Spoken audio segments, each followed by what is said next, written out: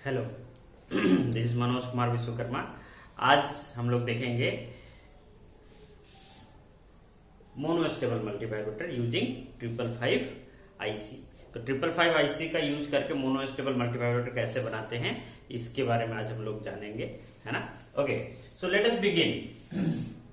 सबसे पहले हम लोगों को क्या करना पड़ेगा, इसका ब्लॉक डायग्राम बनाना पड़ेगा 555 आईसी का। जैसा कि आपको पता है कि इसका ब्लॉक डायग्राम में 3 रेजिस्टेंस होते हैं, R1, ओके, R2, ठीक, एंड R3, ओके। और यहां इसके बाद ये ग्राउंडेड रहता है ना। आप इसको और ग्राउंड नीचे करके लिखिए ताकि बाकी सारा काम आसान हो जाए। और यहां आपका रहता है VCC सप्लाई, है ना। तो ये पावर डिवाइडर नेटवर्क के रूप में काम करता है और इसमें 2 कंपैरेटर्स होते हैं, ठीक है। ये कंपैरेटर 1 है ना, कंपैरेटर 1, और दूसरा यहां पर कंपैरेटर रहता है कंपैरेटर 2, ठीक है। यहां प्लस रहता है, यहां माइनस रहता है, यहां प्लस रहता है, यहां माइनस रहता है, ओके। सो इसका निगेटिव टर्मिनल को यहां पर ऐसे ऐड कर दीजिए, इसके पॉजिटिव टर्मिनल को यहां पर ऐसे। तो यहां का वोल्टेज हो गया ये VTH कहते हैं इसको, और इसको कहते हैं VTL, है ना। यहां का वोल्टेज होगा ये 2VCC/3 हो जाएगा, और यहां का वोल्टेज हो जाएगा VCC/3, है ना। और यहां से एक टर्मिनल ऐसे निकालिए, ओके। और यहां और इसके बीच ये एक्सटर्नल सर्किट है, एक एक्सटर्नल रेजिस्टेंस लीजिए R, है ना, जिसको इसके और इसके बीच में ऐड कर दीजिए, ठीक है, ओके। और यहां से एक कैपेसिटर लीजिए और इसको यहां ऐसे ग्राउंड कर दीजिए। ये है कैपेसिटर C और ये रेजिस्टेंस है R, ठीक है। हमको पता है इसका जो दोनों का आउटपुट जाता है वो एक SR फ्लिप फ्लॉप में जाता है। तो यहां आप एक SR फ्लिप फ्लॉप बना दीजिए, ठीक है। ये हो गया R और ये होगा S, और यहां से 2 आउटपुट होंगे Q और Q बार। इसका एक आउटपुट तो सीधा आउटपुट में चला जाएगा, इसका जो कंप्लीमेंट आउटपुट होगा वो एक NPN ट्रांजिस्टर में आता है ना। NPN ट्रांजिस्टर इस तरह से, सॉरी ये PNP बन जाता बार बार, NPN, है ना, NPN ट्रांजिस्टर, ओके। सो इसका जो ये इमीटर टर्मिनल है उसको यहां आप इस तरह से ग्राउंड कर दीजिए, और इसका जो कलेक्टर टर्मिनल है उसको यहां लाके इसके थ्रू इस कैपेसिटर को डिस्चार्ज होने के लिए एक पाथ प्रोवाइड करा दीजिए, क्योंकि ये डिस्चार्ज टर्मिनल होता है। और इसको यहां एक रेजिस्टेंस लगा के ऐसे कर देते हैं, ये 100 ओम, ठीक है।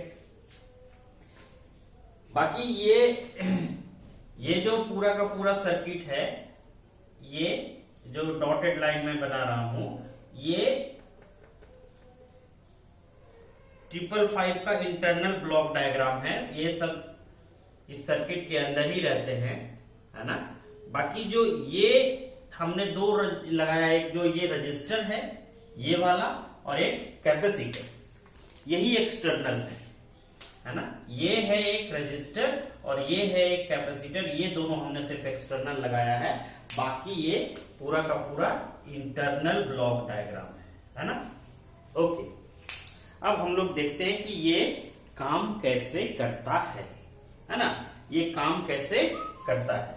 और यहां एक इसका एक जो टर्मिनल होगा, निगेटिव टर्मिनल ऑफ कंपैरेटर 2, इसको कहते हैं ट्रिगर इनपुट। तो यहां पर एक हम लोग निगेटिव पल्स देते हैं इस तरह से, ठीक है। इसका काम समझने के लिए आप ऐसे समझिए कि इनिशियली आप कुछ नहीं करेंगे तो कोई भी मोनोस्टेबल जो मल्टी वाइब्रेटर होता है उसके दो स्टेट्स होते हैं, एक होता है स्टेबल स्टेट और एक होता है क्वासी स्टेबल स्टेट। तो आप जैसे ट्रिगर करते हैं, पहले से मल्टी वाइब्रेटर किस में रहता है, स्टेबल स्टेट में। जब आप ट्रिगर करते हैं तो थोड़ी देर के लिए क्वासी स्टेबल स्टेट में जाता है और एक टी टाइम के बाद, सर्टेन टाइम के बाद बिना किसी ट्रिगरिंग के वापस आ जाता है ना, स्टेबल स्टेट में, है ना।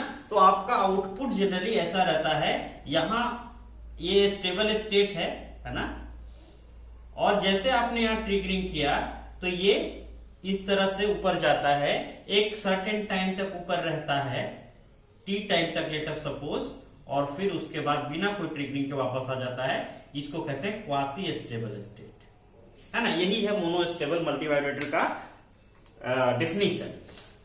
अब ये इस तरह से कैसे काम करता है उसके लिए हम लोगों को कुछ वेवफॉर्म ड्रॉ करने होंगे, तब समझ में आएगा। तो पहले हम लोग ये मान लेते हैं कि ये जो सर्किट है इसका जो स्टेबल स्टेट है वो है जीरो स्टेट, लॉजिक जीरो। मतलब ये एसआर फ्लिप फ्लॉप क्या होगा, रीसेट स्टेट में होगा और यहां आउटपुट क्या होगा, जीरो। क्यू का वैल्यू क्या होगा, जीरो। देखिए जैसे क्यू का वैल्यू 1 होगा तो क्यू बार का वैल्यू क्या होगा, 1 का मतलब वीसीसी के बराबर। जैसे ये हाई हो जाएगा तो ये रेजिस्टेंस के थ्रू ये ट्रांजिस्टर जो Q1 है ये क्या हो जाएगा, ये हो जाएगा ऑन। अब जब ये ऑन हो गया, टर्न ऑन हो गया, तो इसको देखिए ये एक तरह से शॉर्ट सर्किट की तरह हो गया और यहां से देखिए कैपेसिटर का एक पाथ मिल गया यहां से डिस्चार्ज होने के लिए। तो कैपेसिटर क्या हो जाएगा, डिस्चार्ज। तो VC का वैल्यू कितना हो जाएगा, जीरो, है ना। तो इनिशियली VC का वैल्यू, इनिशियली अगर हम यहां VC का बात करें, है ना, तो यहां VC, अगर हम इधर VC बात करें तो अभी VC का वैल्यू क्या है, जीरो, है ना। अभी इधर हमेशा इस तरह से जीरो आ रहा है VC, ओके। और इधर टाइम है। अब देखेंगे यहां पर हम लोग ट्रिगर इनपुट दे रहे हैं, है ना, यहाँ ट्रिगर इनपुट, अभी तो ट्रिगर है ही नहीं, अभी ट्रिगर नहीं हुआ, अभी जीरो है, इधर टाइम है।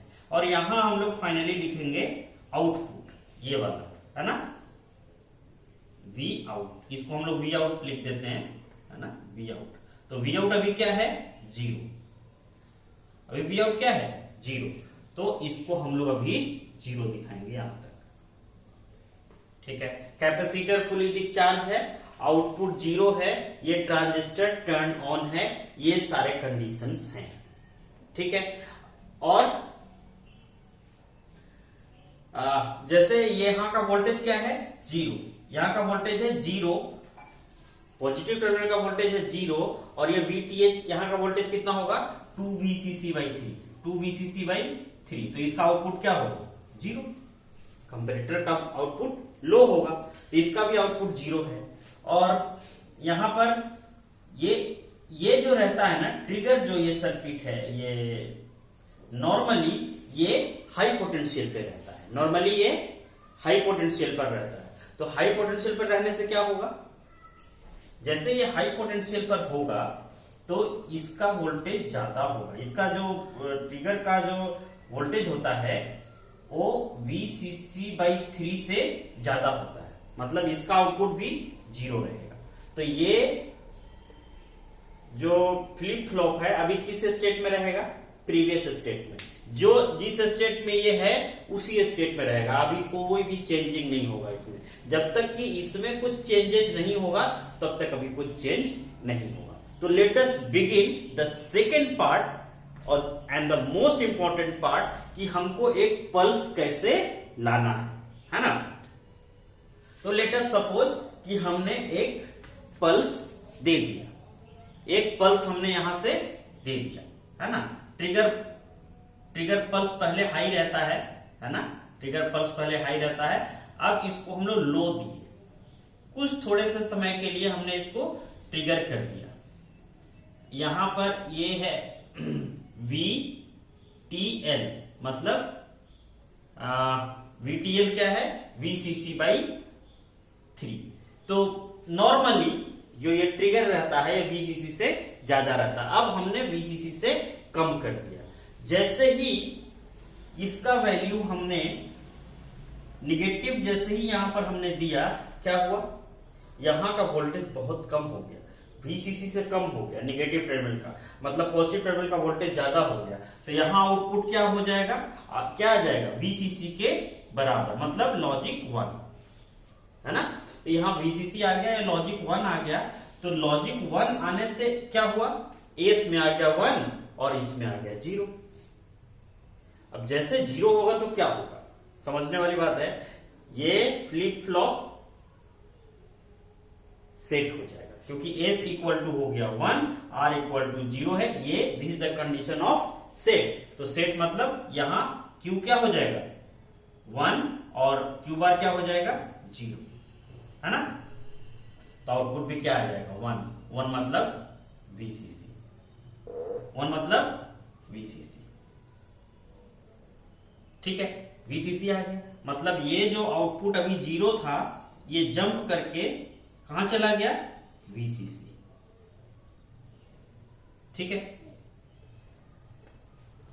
कोई नहीं। अब कैपेसिटर के साथ क्या हुआ ये देखिए, यहां अब हो गया ये 0, क्यू बार 0 हो गया, मतलब इसका जो बेस है Q1 का उसमें 0 आ गया। 0 आने से ये ट्रांजिशन क्या हो गया, ऑफ। अब जब ये ट्रांजिशन ऑफ हो गया तो ये अब इधर से डिस्चार्ज पाथ इसका खत्म हो गया क्योंकि ये अब ओपन सर्किट हो गया। तब ये कैपेसिटर चार्ज होने लगेगा। तो कैपेसिटर चार्ज होगा कैसे, इस तरह से चार्ज होगा। कैपेसिटर का चार्जिंग का ग्राफ आपने देखा होगा, ऐसे रहता है ना। तो कैपेसिटर चार्ज होना शुरू हो गया, ठीक है। और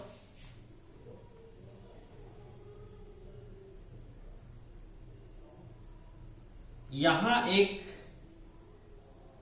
ये पॉइंट है ना, ये हम लोग क्यों देख रहे हैं, इस कंपैरेटर के लिए, क्योंकि ये कैपेसिटर चार्ज होगा तो यहां पर VTH है, यहां पर कितना वोल्टेज है VTH, और VTH कितना होता है 2VCC/3।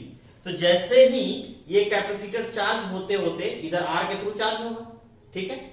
अब जब ये चार्ज होते होते एक समय आएगा जब 2VCC को क्रॉस करेगा, नहीं तो यहां से इस तरह से ये जाएगा यहां तक। तो वोल्टेज इससे, इसका पॉजिटिव टर्मिनल का वोल्टेज 2VCC से कम था तो कोई प्रॉब्लम नहीं था, आउटपुट 0 था।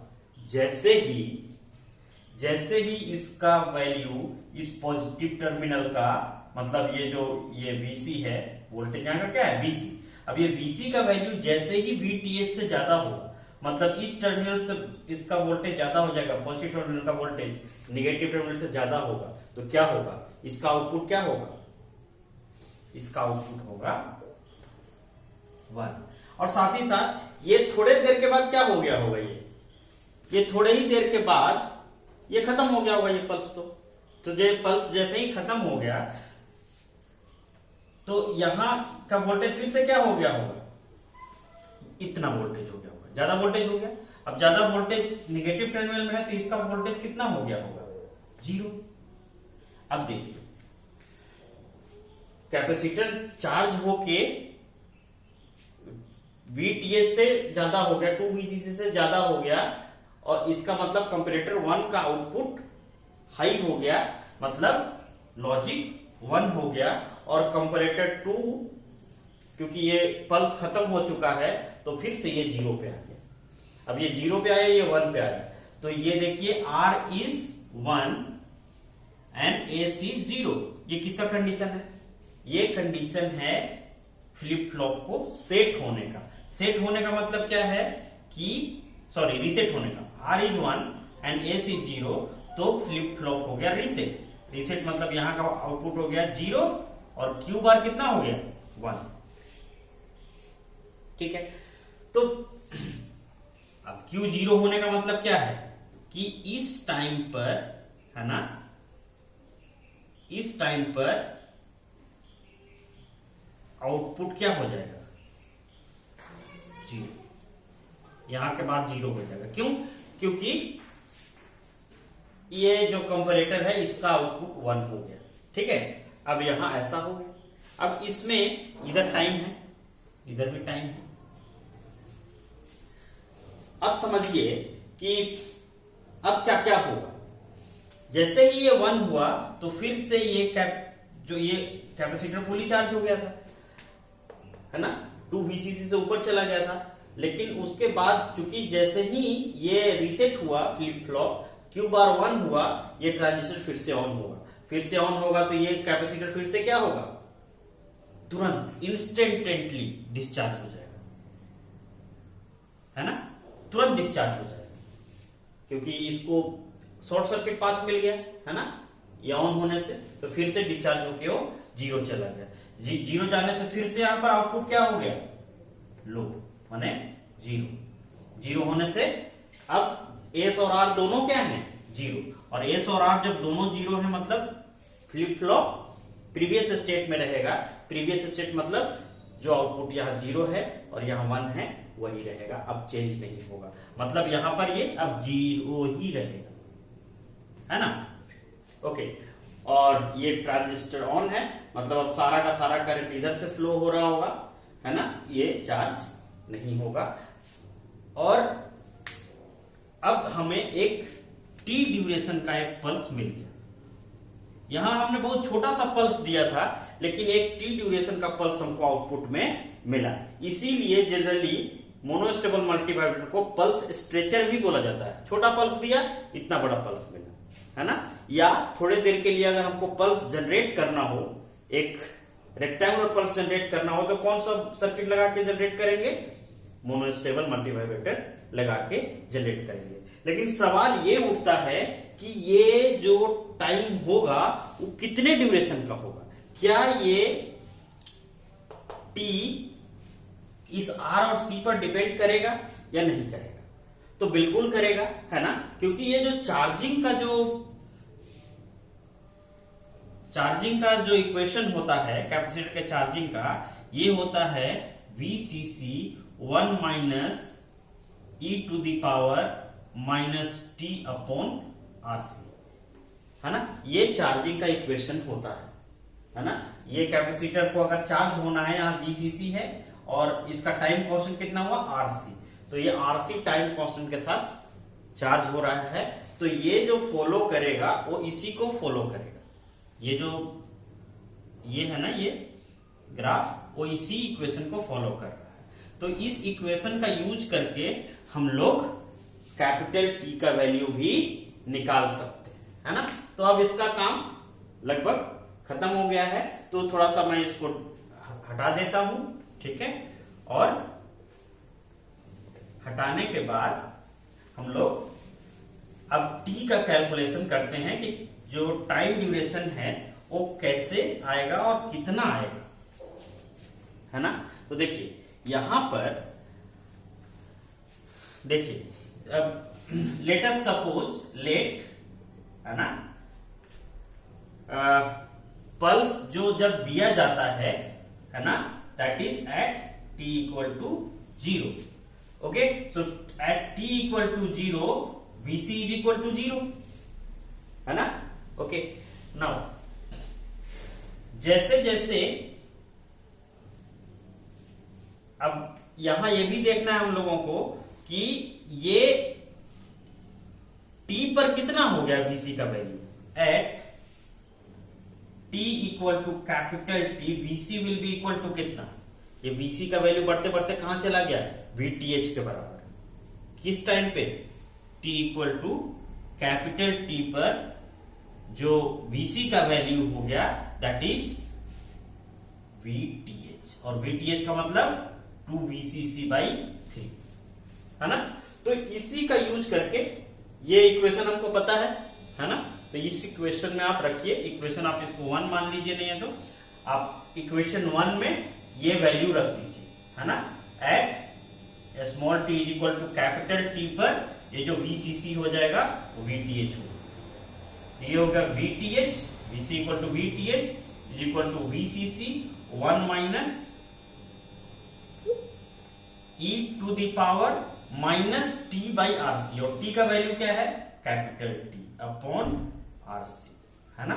ओके, और ये Vth क्या है, 2VCC, या नेक्स्ट स्टेप में लिख लेते हैं, है ना।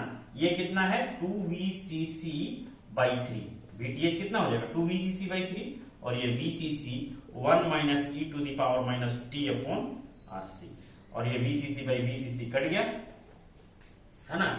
अब इसको आप इधर ले आइए, इसको उधर ले जाइए, e to the power minus T upon RC, minus से इधर आके प्लस हो गया, ये इधर 1 है, माइनस इधर से 2/3 इधर जाके माइनस हो जाएगा, तो ये हो गया 1/3। अब दोनों तरफ लॉग ले लीजिए टू द बेस E, है ना, उसको क्या बोलते हैं ln, या लॉग बेस E, दोनों तरफ अगर ले लेते हैं तो क्या फर्क पड़ेगा, है ना। Taking log E both sides, क्या फर्क पड़ेगा, है ना। Log E to the power minus T upon RC is equal to log base E 1/3। तो ये क्या हो जाएगा, ये पावर बाहर आ जाएगा, माइनस टी अपॉन RC, और ये लॉग E हो जाएगा 1, सो ये इतना हो गया। अब यहां पर log 1/3, तो क्या हो जाएगा log A बाई B, क्या होता है log A minus log B, so log 1 minus log 3, और log 1 का वैल्यू कितना हो जाएगा 0, तो इसको आप हटा दीजिए, है ना। और ये कितना हो गया, माइनस माइनस प्लस हो गया, तो t का वैल्यू कितना हो गया, t will be equal to RC log 3, है ना। t is equal to RC log 3, ये बहुत इंपॉर्टेंट रिजल्ट है ना।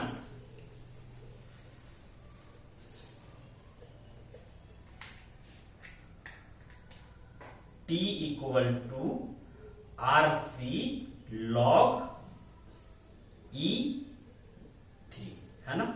ये है आपका टाइम पीरियड। तो कहीं पर भी अगर मोनोस्टेबल मल्टीवाइब्रेटर दिया हुआ है, उसमें R का वैल्यू दिया हुआ है, C का वैल्यू दिया हुआ है, तो आप उसका कितना ड्यूरेशन का पल्स होगा आप निकाल सकते हैं, है ना।